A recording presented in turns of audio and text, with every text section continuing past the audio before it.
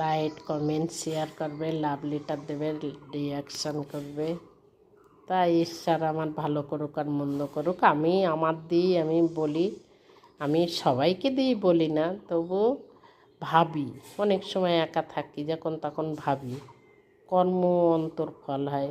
কর্ম যদি ভালো করি তো ঠিক একদিন আমার ভালো দিক আসবে, কর্ম যদি খারাপ করি তো আমার কোনো দিন ভালো হবে না।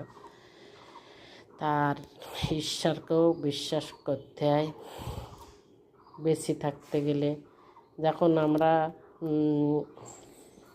মায়ের গর্ভে ছিলাম তখন ভগবান ভগবান করেছি, হে কৃষ্ণ আমাদের পথে ঠিক পথে নিয়ে যাও, আমার উদ্ধার করো, আমার উদ্ধার করো, হে কৃষ্ণ আমার উদ্ধার করো। উদ্ধার করো করতে করতে যেই ভূমস্থলে পড়লাম সেই এমনি করকে দিয়ে পড়লাম, কিন্তু সেই পূর্বের কথাটা ভুলে গেলাম যে আমার এই উদ্ধার করো করতে করতে আসলাম, হরে কৃষ্ণ করতে করতে আসলাম, ভূমস্থলে পড়ি আমরা হরিনাম ভুলে গেলাম।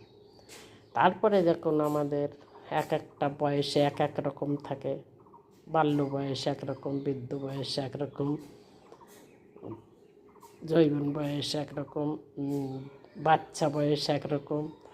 তা এইসবগুলো পার হতে হতে এই পর্যন্ত আসতে হয়। তা পরে মাঝের জীবনটায় আমরা যদি ভগবানকে ডাকি তাহলে ঠিক পথটা ভালো হবে। তা আমাদের এখন সেই বয়সটা, ভগবানকে যদি আমরা এখন না ডাকি তার ডাকার সময় নেই। এর পরবর্তীতে আর ডাকার টাইম থাকবে না, আর সময়ও থাকবে না, সে টাইম দেবে না ঈশ্বর, তার আগে তুলে নেবে। তাই এখন ঈশ্বরকে ডাকতেই হবে। তা আমার যে শত কষ্ট হোক তবু দুপুরবেলায় চান করি, যা করি হোক ঠাকুরের একটু জল মিষ্টি দেবই, তাই আমার যত কষ্ট হোক।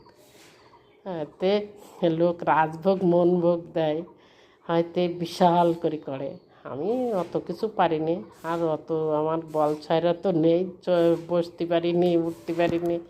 যেটুক পারি সেটুকু আমি বলি, আমি যা খাচ্ছি ঠাকুর, আমরা খাই মাছ ভাত, তুমি খাও বাতাসা নকুলদানা। তা এক একজনের খাদ্য এক এক রকম।